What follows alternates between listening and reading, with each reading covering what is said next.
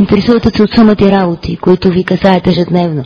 Откъде да си купите нещо, къде да намерите гледачка за децата си, къде да намерите агенция за запознанство, ако щете, къде да отидете да си купите ефтина козметика, къде да си купите хубава техника, бяла или черна, как да изтеглите кредит, откъде да вземете ценни книги и ред други неща, които съпътстват нашия живот. Мога да изреждам тук къде да отидете на развлечения, на клуб, на чалка, на симфоничен концерт, на театър, на кино, откъде да си купите книга. Ако това върви през цялото време по едно радио, вие знаете ли колко време ще спестим ние?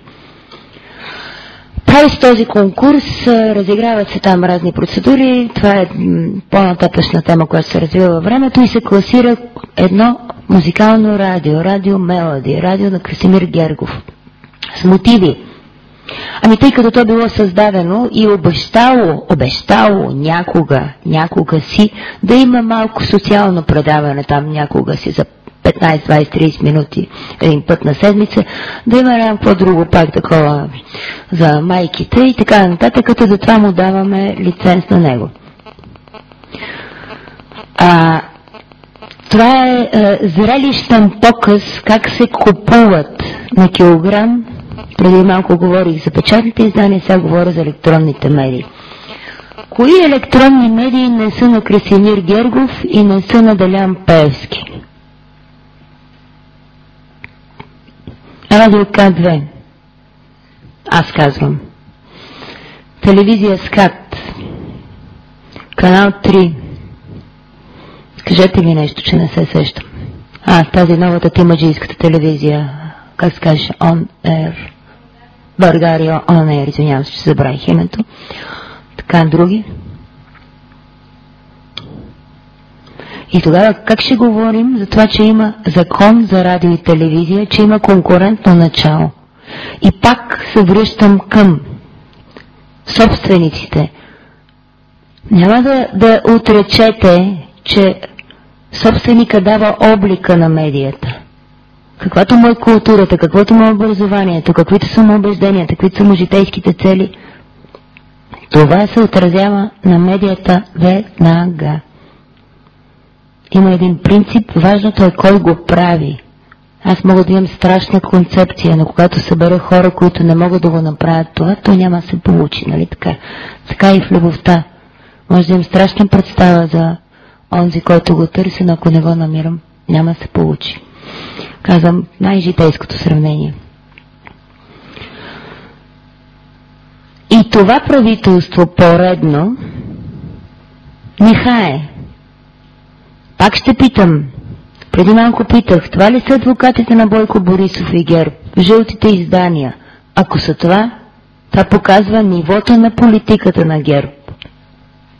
Жълта и безсъдържателна. Тези ли радиа и телевизии, собственост на Делян Пеевски и на Красимир Гергов, в скрита форма ще бъдат адвокати на правителството на ГЕРБ?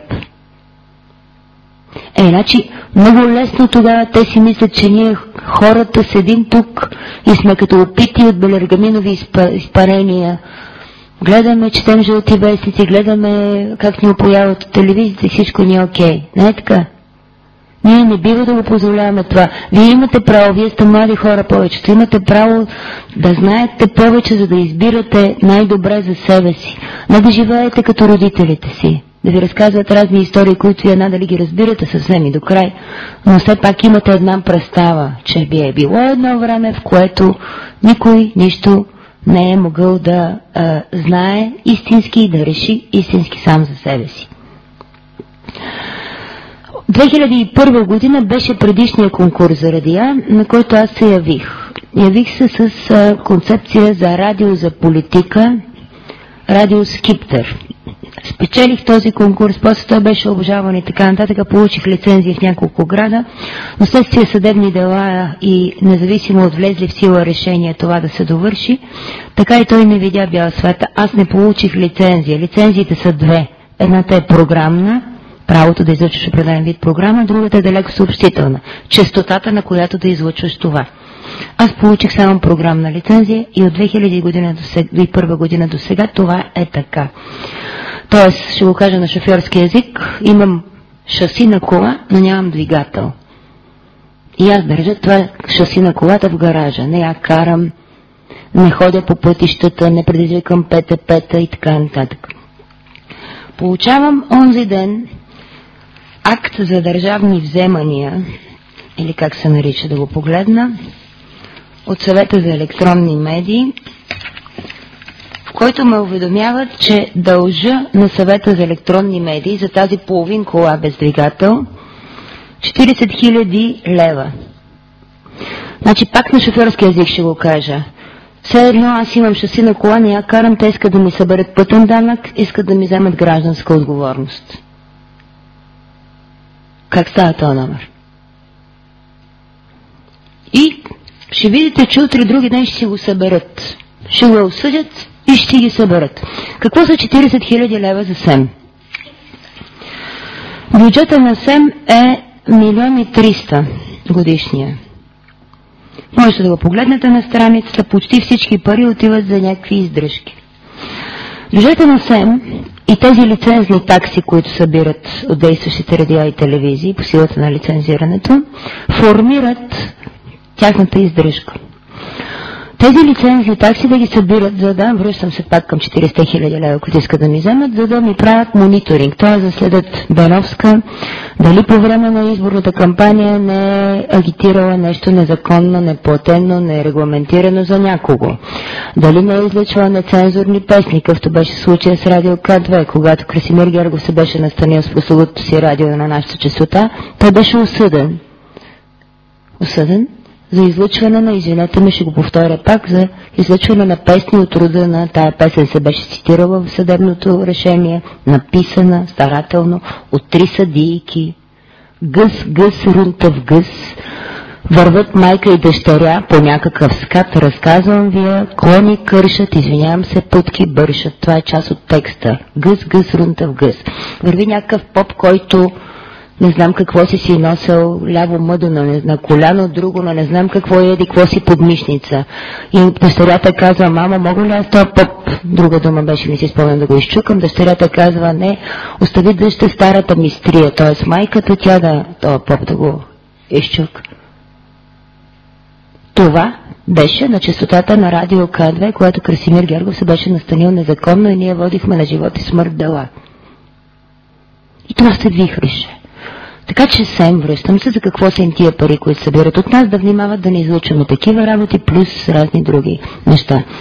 Какъв мониторинг е упражнявал СЕМ за 40 000 лева върху прословутото радио Скиптър за политика, което не е работело? Да ми иска тези такси. By the way, ще ви кажа, че когато кандидатствах тогава с това радио, председател на СЕМ, тогава се нарича на СРТ, беше писателят Александър Томов, който ми дигна телефона и ми каза: Беновска, ти луда ли си? И аз казах: защо? Той каза ми: що кандидатстваш за радио за политика? Викам: за какво да кандидатствам? Аз с това се занимавам. С радио за плетки или нещо, какво да измисля, за готвене. И второ казва: защо си писала името? Ми казвам: аз съм политически журналист, аз кандидатствам с това, което съм. Трябваше да сложиш, казва едно момче или едно момиче там, както прави Гергов, например, и да напишеш, че радиото ще бъде нещо за жените на средна възраст, примерно, да мине там конкурса, после ние по закон но имаме право ти променим лицензията. Ма ти са, радио за политика, ти. Ми ти да спечелиш този конкурс, те няма те класират. Така е и до ден днешен. Нещата не трябва да се наричат с истинските им имена. Някак си, ако можем да минем между редовете на халтавия закон. Второто, което виждам в този акт за държавно установяване на публично държавно вземане на СЕМ, е публикуване на лични данни.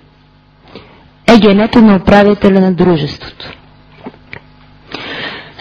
В момента мен прословутият Веселин Божков, все още председател на Комисията за регулиране на съобщенията и сътрудник на ДАНС, нека да ви го кажа, затова той все още продължава да е председател на Комисията за регулиране на съобщенията и продължава, даже да е оправдан на първа инстанция, независимо от това, че ви поиска 300 000 евро подкуп, за да изпълни разпореждане на Върховна прокуратура, Върховна административна прокуратура, да махне това радио с гъс-гъс, което беше на нашата честота, което ви казах, и да ни върне нас обратно.